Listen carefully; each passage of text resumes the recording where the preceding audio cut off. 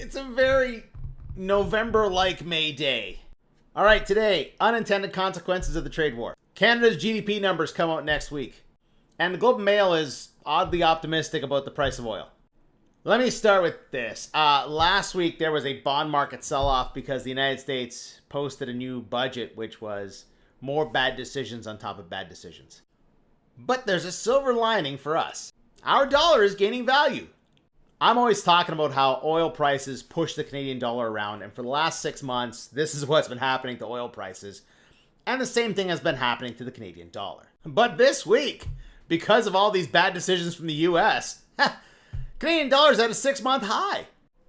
And on the back of bad decisions, more bad decisions. Why get into economic wars with your enemies when you can get into economic wars with your friends? And this shit isn't over by a mile. The bad news will continue. But it's going to be somewhat good news for us. And that's somewhat of a silver lining on a dark cloud.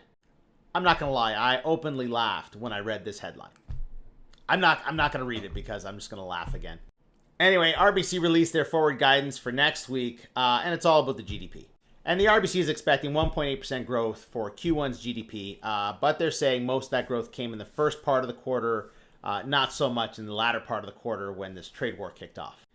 And of course, despite what's happening, we are still very closely connected to the United States and their economy. And as their economy slows, our economy is going to slow, which is why we need to look to other markets. And a bright spot in that RBC report, this is business sentiment. You can see a 3-month outlook and 12-month outlook. It's going up.